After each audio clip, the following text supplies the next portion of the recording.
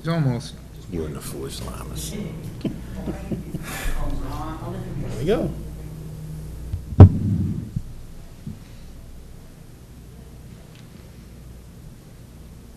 Okay, we can call a meeting to order, and if we could just stand to salute the flag, please. I pledge Pledge allegiance to the flag of the United States of America and to the republic for which it stands, one nation, under God, indivisible, with liberty and justice for all. Under public announcements, we have Jan Prowl and Nancy Rita here to give us an update, I guess, on the tricentennial. You're not talking, Nancy. No. You're just here for moral support. Hey, Jan? Well, you won't need to see me for much longer, so we're getting down to... We still will see you. That's true. We're getting down to the wire, though. Our closing celebration for Abington's tricentennial is coming up in less than 2 weeks now. It's the weekend of the 21st to the 23rd at Island Grove. There will be a Civil War living history encampment reenactment the entire weekend. They're coming in Friday night. They'll be there through Sunday afternoon, camping out just as they did in the Civil War.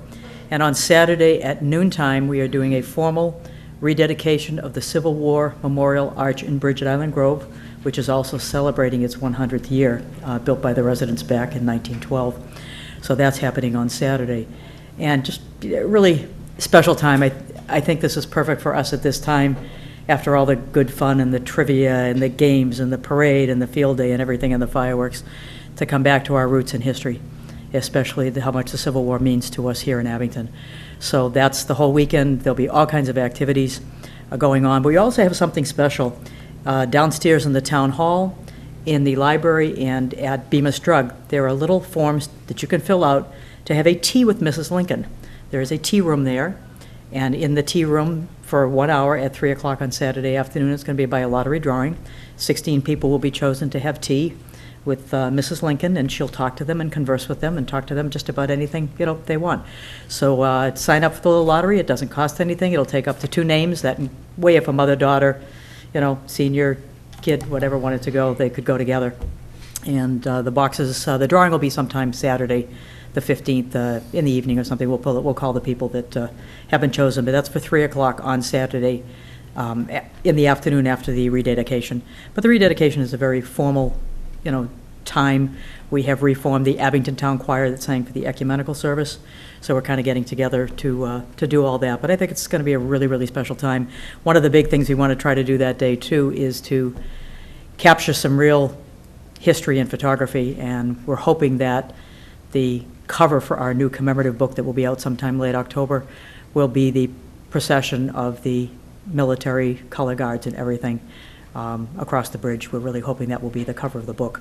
The one thing we do want to ask is there are signs posted, and they've been posted since the end of August. No dogs allowed that weekend at all in Island Grove for the safety of those that are camping, and especially because the cavalry is coming in on Saturday. We really ask, please keep your dogs out. And there'll be no fishing off the bridge because we're decorating it with buntings. And that evening on Saturday, there is a lantern tour of the camps.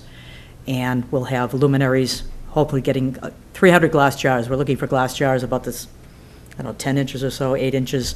If you have any and they're clean, clear glass jars, please put them in the bin downstairs. Here in the town hall, under the tricentennial table, there's a bucket there. We're trying to collect 300 to light up the bridge.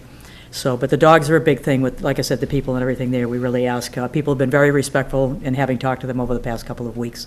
They've seen the signs, they know the signs, so we really ask them to stay out. But pretty soon we'll be posting the posters for the commemorative book around. We are taking reserve orders at this time. We're hoping the book at this time, we're pretty sure it won't cost more than $25, but these will be going up pretty soon. But we do have something really special for you this evening, and we have invited an Abington resident, Mr. Rob O'Brien. He is Quartermaster Sergeant, 22nd Mass Infantry, Company D, to really let you know what's going to happen during the Civil War encampment. So, Rob, I turn it over to you.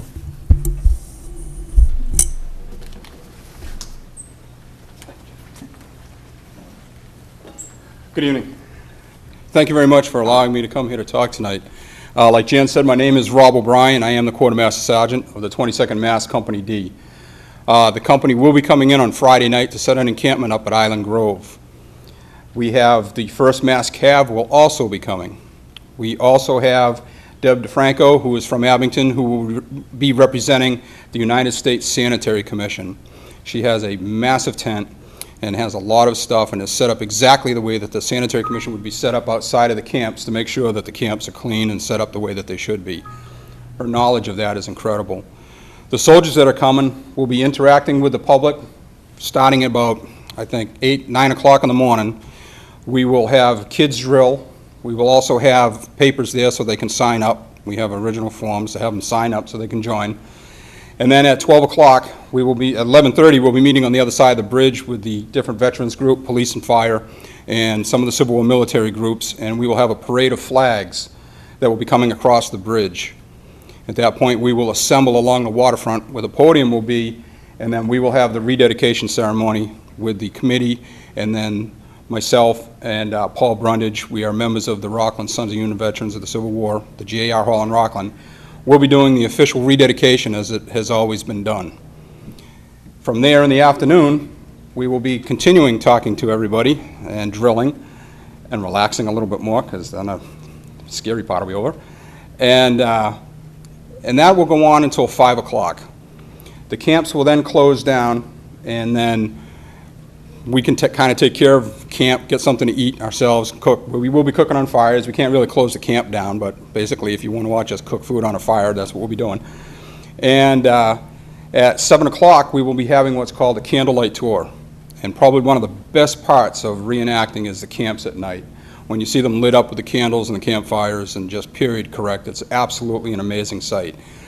We will have a whole series of tents set up, songs. It'll be like a regular night in the Army. So we would invite you to come to that, bring a flashlight, so you can get in there. We're not going to be that far off the road, but we will be off the road a little bit. That will go till 9 o'clock. Sunday morning, we will be having a church service, which will be down by the Abolitionist Stone. And that'll be from 8:30 to about 9:15 tops. And then the rest of the day after that, Deb DeFranco, who I told you from the United States Sanitary Commission, will be having a fashion show in the afternoon. She is also a period-correct seamstress who does incredible work and makes stuff for a lot of the shops down in Gettysburg. Her show and the stuff that she puts on is accurate, and it's very, very well done. So if you can see that, she'll be highlighting that. So that's what we have coming up in the weekend. First Mass Cav and the horses also will be there. We have a restored parrot cannon will be there for display. In the gazebo, we have members of the 22nd Mass who have incredible collections of real Civil War artifacts. You'll be able to hold a real Enfield or Springfield rifle and all other kinds of stuff that you'll be able to see. That'll be set up in the gazebo. And so that's what we will be doing. I hope you can attend, and I just really want to thank the commission who's been working on it. It's amazing, when you, on a lot of these projects, when they say they get something done, they get it done. And they've made it very, very easy for us. So I'm really looking forward to this, especially being an Abington resident and the history that we have in this town. To be able to take part in this and to camp out actually in Island Grove for the weekend is going to be great. And so I thank you very much, and I hope to see you on the 22nd, 23rd down in Island Grove. Thank you. Very good. Thank you. Thank you. You have anything else, Jan, or is that, that's it? If you're looking for any prisoners of war, we offer Mr. D'Agostino, so. You can raise some money. I'm sure there'll be a number of people who'll have to bail me out.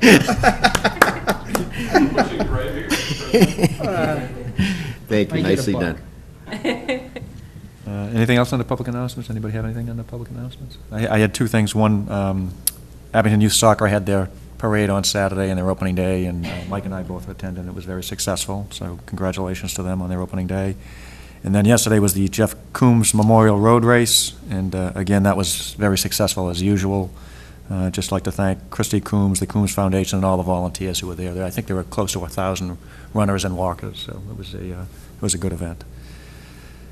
Okay, under action discussion items, we have approval of minutes, July 11th, 2012, open session. Move we approve. Is there a second? Second. Second, any discussion? Ken? It refers to two letters, 425 and 629. Can we just include copies of those letters with the minutes? If that's agreeable to. Anything else for July 11th? If not, all those in favor? Aye. Aye, opposed, the ayes have it. August 20th, 2012, open session.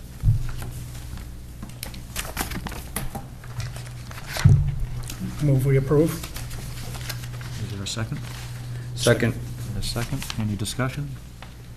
If not, all those in favor? Aye. Opposed, the ayes have it. And then August 29th, 2012, open session. Make a motion to approve. Second. Second. Any discussion? If not, all those in favor? Opposed, the ayes have it. Abstain. And one abstention, I'm sorry.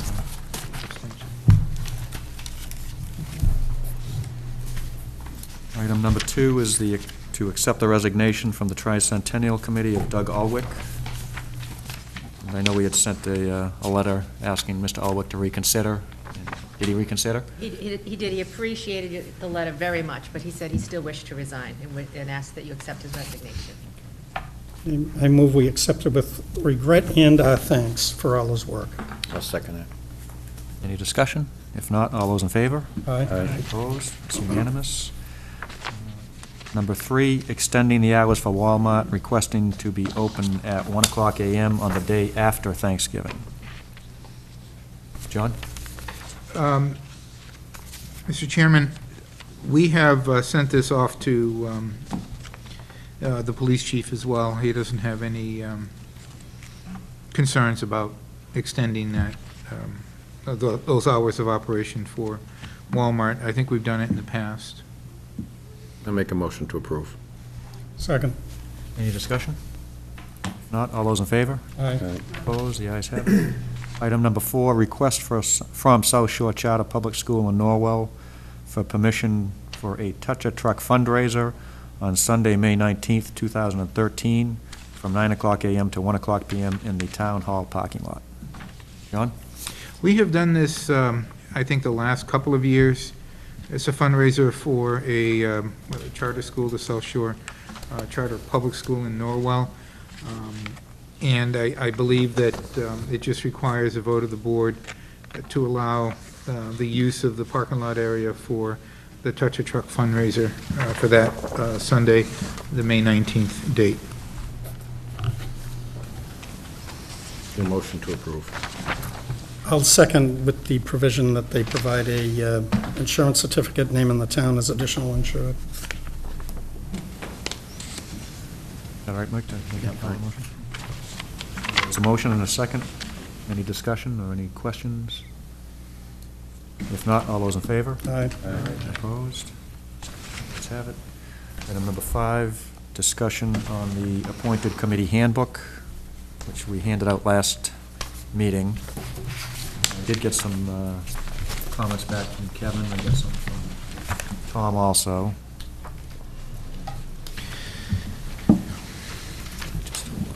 Mr. Chairman, Yes. Yeah, just, I did receive some feedback as well through, I believe, Selectman Franey, from 2 members of the community, both who either verbally or in writing have put together some comments. If the board would like, we would integrate those comments from all parties into a draft document that the board could review and decide what to maintain, what to take out, rather than look at the recommendations piecemeal. You'll see how they'll read within the document. We can do that hopefully for the next meeting. Yeah, I don't have I just had on 2 sections a further comment, but I can give you my comments, and if you... Well, you can give them now if you want it. Or either that, if when you formulate them, maybe you can put what the language was, Yeah, I what the think I would like to... suggestion is, Right. and then that way. Yeah, I'd like to leave the language as it is, and then whatever the suggested language is. Yes, we can add them as comments on the side Yeah. or Sure. within the body. That'd be fine. Yeah, that's fine. And the new, or the change would be underlined versus the regular text. If I just might, it seems like, Kevin, that some of the comments I was receiving were somewhat redundant. In other words, everybody had more or less the same concern about specific items, so that would be good. Well, let's, yeah, I went through what you had, Kevin, what Tom had, and a lot of them were the same. The same comment. Okay. Ken, did you have any I had like 2 notes, but I can just pass them on to... You want to pass them on to Yeah, John? we can do it as a whole. Yeah, that would be great. We will integrate them. And you have a copy that you can, you had a... I have a copy, a soft copy of what was originally drafted, and I have the hard copy of comments that were provided by Sean Riley and Mr. Dombrowski. I can, and Tom, maybe if you want to send yours to John also, what you sent me this morning. Do that. And I can give you Kevin's, I have Kevin's here. Okay, Hard great. copy, I can give you those too. so. And well, here, I just took, All right. so those are the updated things. Okay, so maybe we can put that on for the next meeting? Just a question. Mr. Riley had, and Andy and I had spoken to this about perhaps having this go out to elected boards also.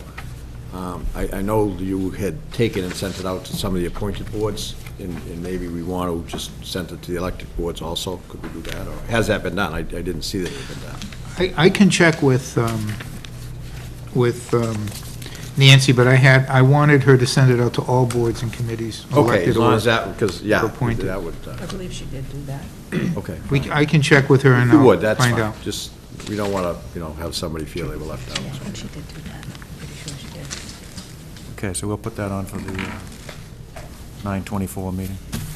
Andy, the only question I have, and I guess is directed at John, when you compile all these changes and put them in the document, are you going to put them in so we'll see as kind of like changes? Or are you just going to incorporate them in so? No, I think the intent is leave the original document the way it was and then add. Red line? Yeah, Okay. or on the side, yeah, comment Yep, section. yep, where- yep. Yep. Okay, item number 6, update on special municipal status letter and responses received. We sent out 151 letters, and I think we received about 30 30. in return, which I don't necessarily think is a good showing.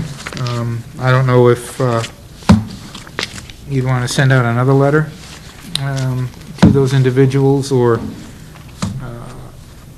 how would you like us to proceed? Well, the letter went out, what, August 8th? Yes, With a request that they get back within a month, is that? a month. So it's been And that you'd review at the end of September. just about a month, yeah. Some of the conversations I've had, kind of like off the record, it still seems to be a certain amount of uncertainty or confusion about the whole thing. I also understood if we take one member, we had to accept the whole committee. We had to grant it to the whole committee, not just one. So I don't know where if one member of, say, the planning board, or put in that they wanted to have the municipal, would you accept the whole thing, or, I mean, how would we do that? That part of it was kind of confusing as to what actually had to happen. I guess it would depend upon the composition of the committee, but if you had an individual who had requested special municipal exemption status, and he happened to be a member of a particular board, the question that you're asking is, do we have to exempt the entire board, or just that individual? Right.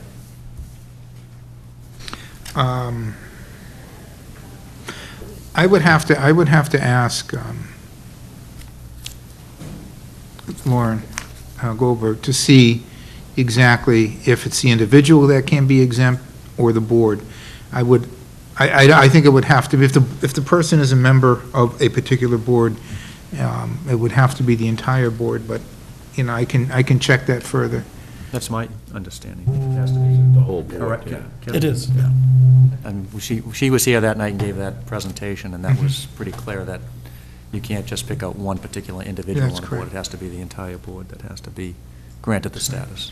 However, conversely, if you had an employee who was working for the town, and, for example, is a full-time employee for a particular department, and then takes minutes for a committee, that person can be exempt. because the person, first of all, is Yeah, 'cause not that's a part of the position. committee. That's a position as opposed to. And it has to do with the municipal position versus, I think we did that Committee one time for position. snow plowing. There were certain employees that might work for the sewer, or Yeah. even the police and highway that wanted to plow snow, and so we granted them that status, but, but we also have a number of employees who work full-time and then take minutes for different boards or committees. Those individuals would have to be exempt in order for them to continue to work in those two positions. John, to that point, when we sent out this letter, was it sent out to employees of the town? Because I have the same concern, just a specific instance with the discussion on condos. I think we had a member who was a, I'll say, school department employee that was representing their condo association, you know, as far as these trash discussions. And it sounded to me like that could be a conflict of interest for that particular individual, and I'm not sure if they knew that or not. And I think that, as I understood it, would result in a conflict of interest, you know. I mean, the individual is School on the department board of employee. directors for the association, a condo Right. association, That's right. and is also a school committee member, No, it was a school department employee. school department employee. Right. In the case where the individual does not derive income from two public sources, I mean, the condo association is a private entity, and I think that the person can represent, you know, the condos as a private entity and also be a member of the school department in some way, shape, or form. I don't think that that poses a conflict, but, you know, we can check that. I think the conflict occurs where you have an individual who represents a private concern before a public board or committee, and you know, and that therefore needs to have that special municipal exemption status. With respect to this individual, I'm not quite sure that would apply, but we can check it out. So we've gotten about 30 out of, how many did we send out? 151. 151 that we sent out? it almost seems to me, after everything, hearing everything that's going on, that a lot of the things that would or wouldn't happen if you had it would be an ethics violation anyways, period, whether you had it or not. And it's almost like we either grant it unilaterally across the board, or we don't grant it. And if we don't grant it, obviously, I don't think we're going to get people stepping forward to want to serve on any committees. It seems to be, you know, like a catch-22. That's my opinion. I don't know if it's an exercise in futility to try to send out another letter, and unless we know of specific instances, and we really don't. I know when this first came around, there was some good people serving on some terrific committees that were taken back by it. The threat that I've done something wrong, something illegal, because I wasn't granted this status up front, and, you know, it just didn't set well. It just looked like the big arm of the government was over us again. And you know, so as far as I'm concerned, I'm going to probably look at it either all or nothing, and I certainly lean towards granting, you know, to the committees and the boards. And there might be individual ones that raise, but then I think we should deal with that. If there's a problem, we should deal with that as a board or an administration. Well, I think, like I said last time, there are many communities that do one or the other, either all or none. And, you know, the committees that do all look at it from the standpoint of participation in government and figure that could hinder participation in government.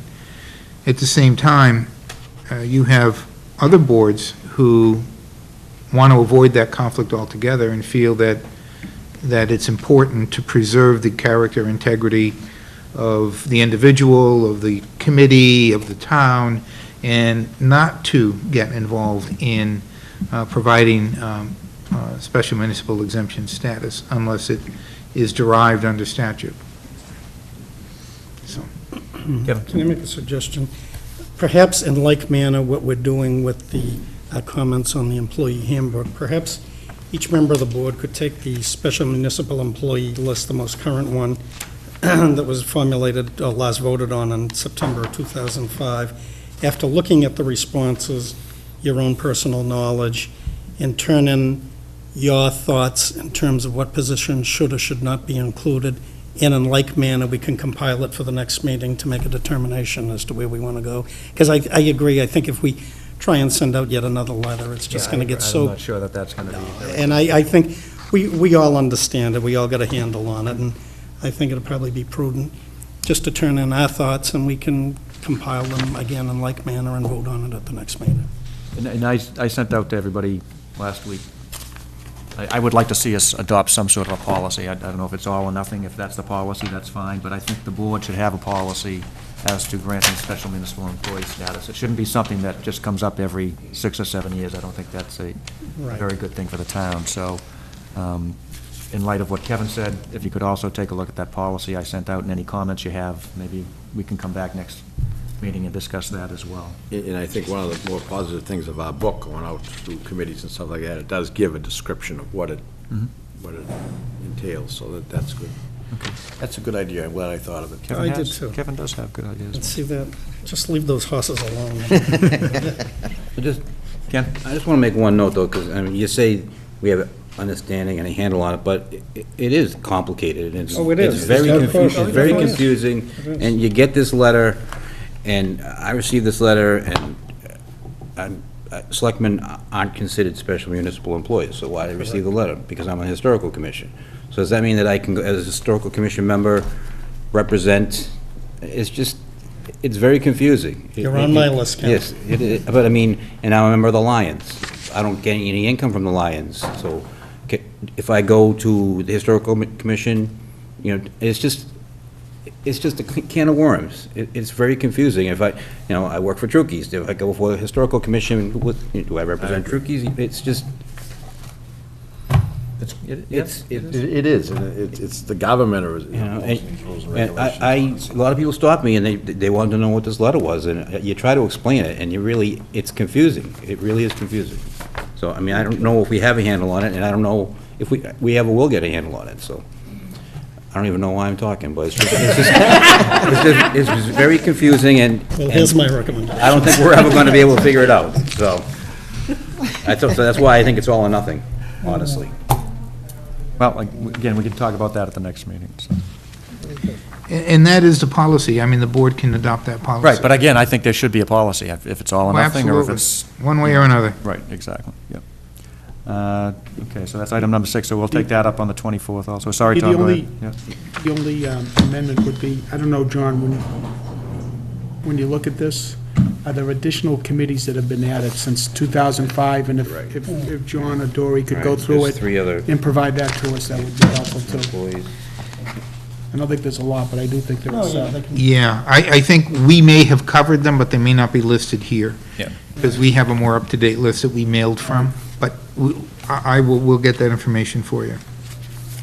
Okay, item number 7, town manager report. Couple of things.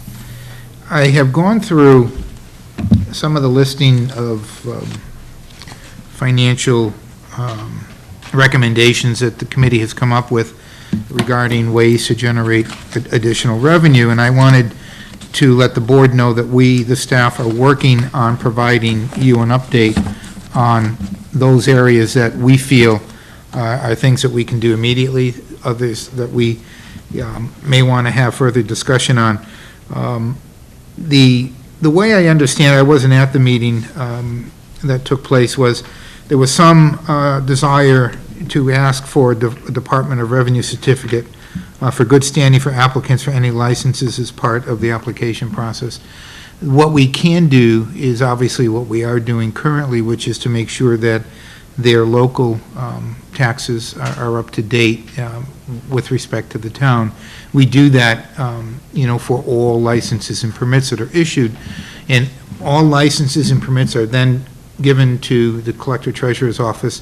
He reviews them to make sure that there are no outstanding taxes that are due.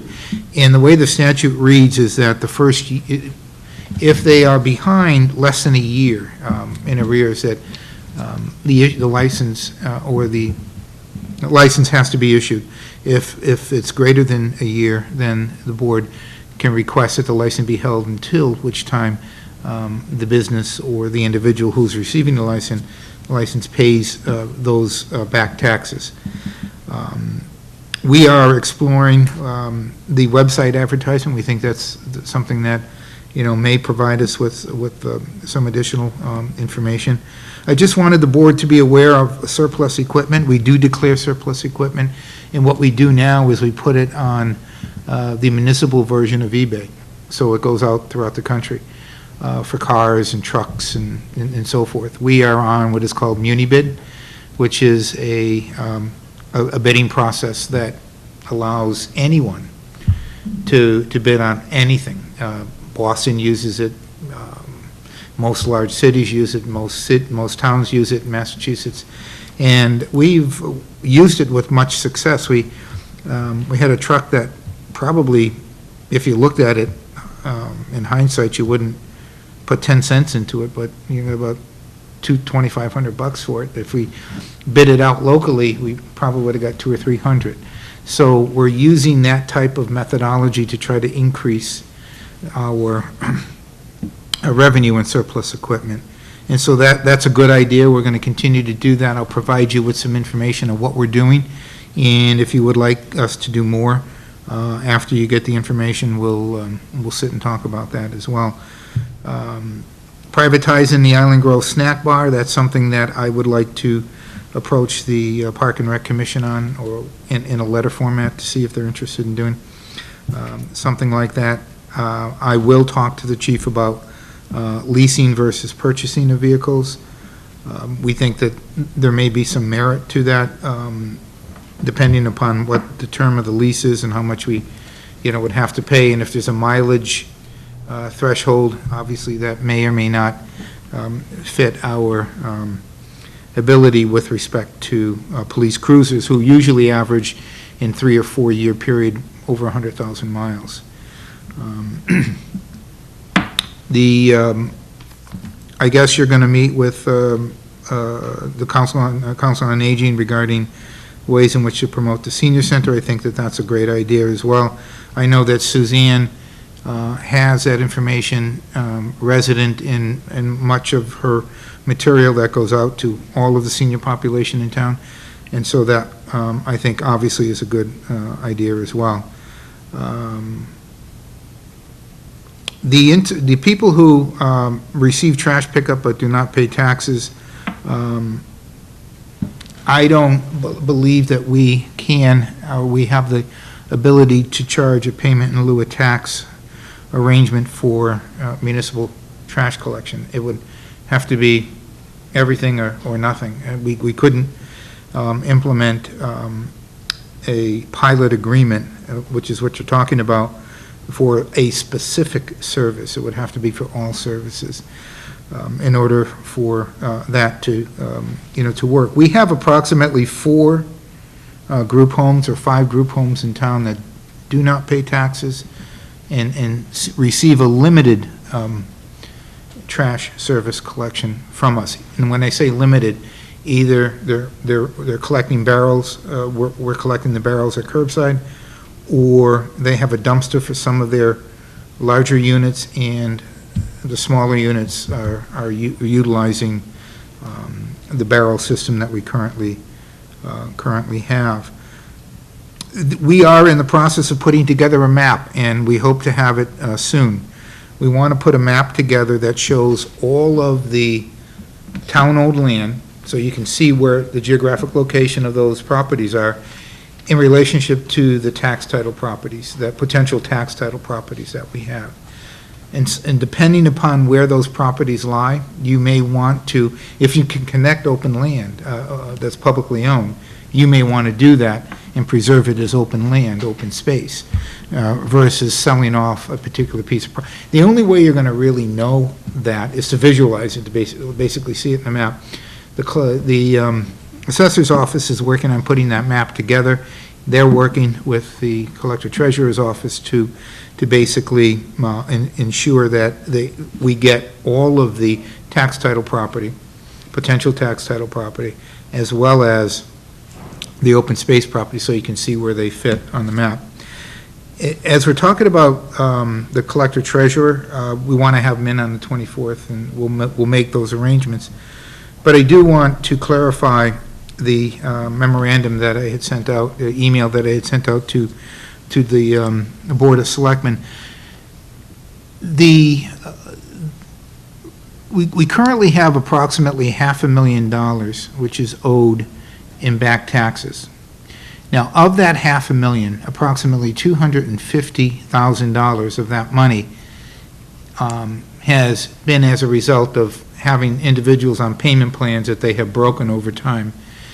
We try to reestablish payment plans. Those plans are either unaffordable or they break them, and then we have to try to create new plans.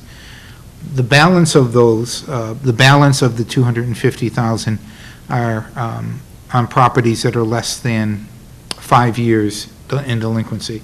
The $250 that I'm referring to, where the plans have been broken over time, date back 5, 8, 10, 12 years. The proposal that we were looking at was a proposal whereby the town could take those problematic properties and sell them privately to a company. We would get the tax title money immediately from the private entity, and they would go after the mortgage. They would go after the closing more aggressively because they have the financial wherewithal to do it.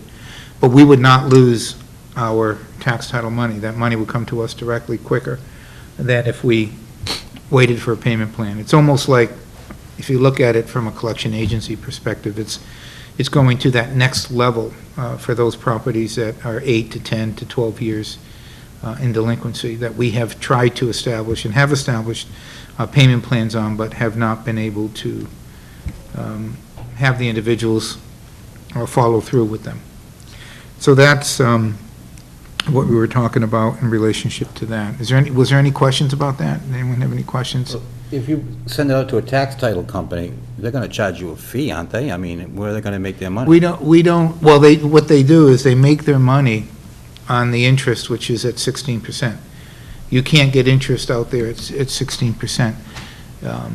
We need the money, so for us, it would be an immediate infusion of capital into our coffers, and they would go after the individuals at the point in which the title was sold or to the private entity. They would have the financial wherewithal to pay us the money that's owed for everything in lump sum. And then they would go back, and the larger cities are doing this more and more because the money that they're leaving on the table is several $100,000 and millions. In some cases, Boston, several million. And what they do is they sell that off to a private equity firm.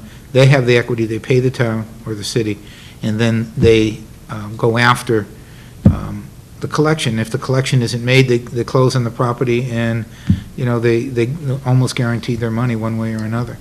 But they make about a 14% rate of return on the outstanding balance. Refresh my memory, John, when you put a property in tax title, who assumes ownership at that point? Is it the town of Abington, or is it still the person? Until it is actually auctioned, the individual has a right to redeem that property right up until the day of the auction. In this case, they'll have the right to do that as well here, if we sold them. However, once they go to auction, the property is sold, and the individuals are without that property. So to Kenny's point, if you have $100,000, let's say, in back taxes owed in the property that you put in tax title, would these companies pay you 100, or most collection would pay you 80 cents on the dollar, depending on how? Now, by statute, they have to pay you what is owed outstanding. We don't lose a dime on it. The problem with it is that there's an aggressiveness when you're dealing with this particular approach. And we're only doing it for those individual property owners who are in delinquency beyond 5 years, who have had payment plans in place and have not been able to maintain those payment plans, for a variety of reasons. I mean, and unless they can sell the property in some cases in the market where the market isn't so good, to go out and sell a piece of property, people are stuck. And we have been very hesitant, to move in that direction, but we feel as though as these numbers continue to grow, and they've grown over the last, 4 or 5 years as a result, it's an approach that we should consider. Now, I'm not advocating that we should actually go ahead and do it at this point, but that it is something that we should obviously be prepared to do, if the situation continues to go in the negative. Pardon me, I think it's an excellent idea, and I think it's something we should pursue, my own feeling. Thank you.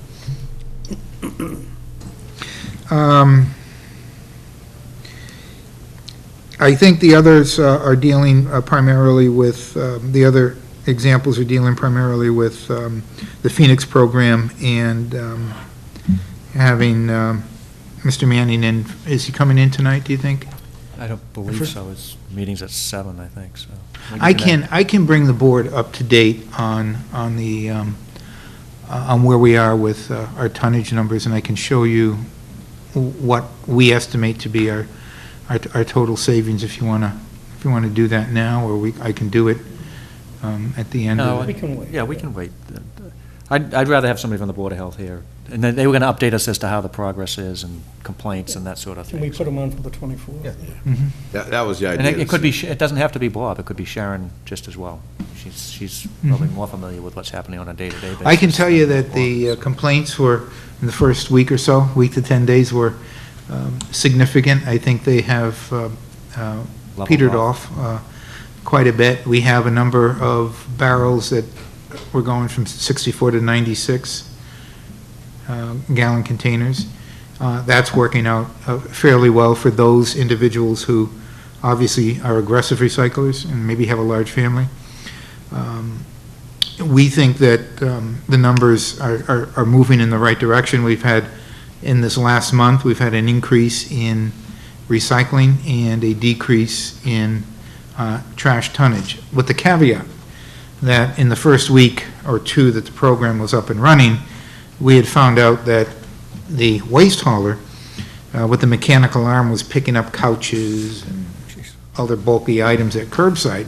He was just experimenting with the arm to see how it worked. Yeah, well, that arm is about $150,000 to fix, or it's all hydraulic, and so if you mess it up, it's quite an expensive proposition. So we've gotten them straightened out, but the first month shows, I think, 313 tons of trash. I'd like to see that number about 250. I think we need to be that low in order to realize the estimated savings. And so I think that people are getting used to it. It's going to take another month or so before people are actually on board with it, hopefully. I think it leaves a good curbside appeal. People in town don't have all the barrels and covers all over the place. The barrels aren't blowing in the wind, so to speak. And as a result, I think it's working out fairly well for us. So we anticipate that that'll continue to improve. All right. If we could just have them in on the 24th, just. Oh, yeah, we'll have them come in. Mr. Chairman, maybe we might want to wait till the first meeting in October, then we'll have 2 months with figures under our belts, and we'll know exactly how we stand. Yeah. Yeah, probably better That idea. probably makes more sense, actually. Yeah, I was thinking if we had about 3 months, that would be a good indication, I think, but, we can certainly have them in at that point in time. And I think I have given you some information as the tonnage numbers come into me. Yeah. I will give them to you so that you could see, where those tonnage numbers are going. We think it's a good program. We think it's going to work, fairly well for us. The second issue on my town manager's report is the issue of unfunded liability for health care. That was raised by Selectman Franey some time ago, and it is a bouncing ball that we have to keep our eye on. We are ready to submit our numbers to the state for free cash certification. We need to have a discussion with our DOR representative. We're hoping to have that discussion this week and have a certification by the end of September. We are probably going to be prepared at the next meeting to discuss those numbers more in detail as the DOR either approves them or gets ready to approve the free cash certification numbers. The numbers that I had shared with you previous had basically the expenditure and the revenue piece. There is also the detailed line-by-line item matching the expenditure with the actual surplus in each of the line items in a more detailed fashion. We expect that number is going to be higher than what we had initially projected when we were in executive session. So that's good in one sense, is that from a financial perspective, the town is on that clear road to financial recovery. We are therefore looking to establish, what I would recommend that we do is establish a policy for the unfunded liability that takes a percentage of the town's 40% and sets that aside to fund a portion of the unfunded liability for healthcare. And I'm looking at approximately 10%. Now, there may be years where we may want to take 5% from the money that's going into our stabilization account, and 5% from the monies going into capital items for the town and for the departments. But if we take a policy of approximately 10% in either combination that equals 10% and set that money aside, we could set theoretically approximately $31,000 aside from the 10%, from that 40% that we have potentially projected for free cash certification. Now that's the 40% of the balance, so you can pretty much understand where we're looking at, what we're looking at for a number as far as free cash is concerned for the fall town meeting. In our meetings with the school committee, there is a concern that the school committee is going to have, or the school department will have, a funding cliff in FY14. We've been talking about that funding cliff for 2 years now.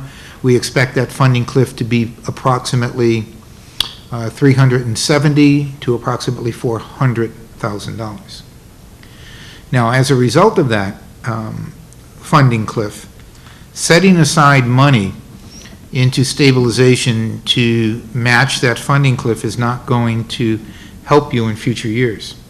And so what you have to do is find the money within the budget to reduce somewhere in the budget, or create a savings that's going to result in that, freeing up that money, because that's where your reoccurring potential revenues are. It's not in the stabilization number or in the free cash number. There are some communities, because cash is so tight, that are using free cash to increase their base budget. That's a very dangerous practice. I would not recommend that. I would actually feverishly fight that on town meeting floor, because I think it's a poor financial management practice. You don't do it at home. You shouldn't do it in your government. And so we would not want to use one-time revenue sources to fund reoccurring expenditures. However, we do have a significant amount of savings that we can anticipate in FY14. Some of that was coming from the trash collection, and I wanted to spend some time discussing with you what I project to be, that savings in trash. At the same time, I do think that there is going to be approximately $160,000 to $170,000 in savings from plan design in FY14. So between those two numbers, I think that we're going to have a significant, we're going to be able to meet that obligation for the school department with respect to the budget. And we're not, and the reason why I say that is that there has been a request to look at trying to put as much free cash into stabilization as possible to use to match this funding cliff in future years. And I would rather look at it as a deficit that we need to make up through a combination of savings and some additional revenue sources because those are your reoccurring potentials within the budget. So that's, what I would hope to do in the FY14 budget. Any questions? Tom? John, maybe just for my edification, maybe the audience, when you say funding cliff for the schools in 2014, what's causing that?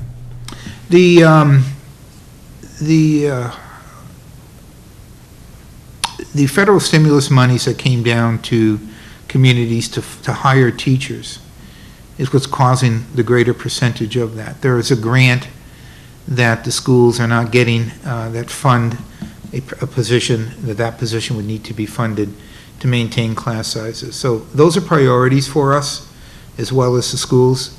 And we're certainly not going to take the teachers that have been hired under the federal stimulus money and provide them, usher them out the door. We want to keep them and we want to foster them. And that's what's causing the FY14 cliff. Some communities have used that money sooner, and so the funding cliff occurred in 13. We spread it out so that we can anticipate the ability to try to find that money somewhere through savings within our operating budget to meet that cliff. And I think that we're probably going to be very close to doing that. Depends on how much we actually bring in trash. So the more we add to the trash budget, the less we're going to get back in return, and therefore we may create a structural deficit there that we're going to have to close somehow. You also have the meals tax kicking in next year too, which would be another revenue source. Right, and we have actually accounted for the meals tax in the FY13 budget. Okay. So it's not an additional source of funding. We've accounted for it in 13. We may adjust those numbers in 14 depending upon what we receive for actual revenue from the meals tax in 13. When I say 13, I'm talking about FY13 versus FY14. Anything else? Anything else, John? That's about all I have. Okay. Number 8 on the agenda is public comment. Is there any public comment? Oh, I did have one more announcement, which I failed to make, so I'm going to announce that now. There is a vacancy on the Water Commissioners. If anybody is interested in applying for the unexpired term, you would have to put in your application by Monday, September 17th, either the Abington Water Commissioners at 366 Center Avenue in Rockland, or you can do it through the Abington Board of Selectmen or the Town Manager's office here in Abington. So if anybody's interested in that position, and you would serve through till the election next year, and if you wanted to continue on, if you were appointed, you'd have to run for the spot in the April town election. Mr. Chairman. Available on the website? I'm sorry? Yes. It is on the website, okay. Just one other note. Tomorrow is September 11th, and we all know what happened on that day, September 11th, in New York and across the country. And if you could take a moment to just remember those individuals who have lost their lives as a result of terrorism in our country, and spend a moment reflecting on how fortunate we are to be Americans and to be alive. Thank you. Okay, now we have going into executive session, I guess, if the committee votes to do so. So we have could I have a motion to enter into executive session for the purposes of strategies pertaining to collective bargaining for AFSCME, Highway, Sewer, Park and Recreation, and Managers Association, and not to reconvene to open session. I'll make the motion. Is there a motion? Is there a second? Second. Second by roll call vote. Tom? Yes. Ken? Yes. Kevin? Yes. Mike? Yes. Vote yes. Thank you.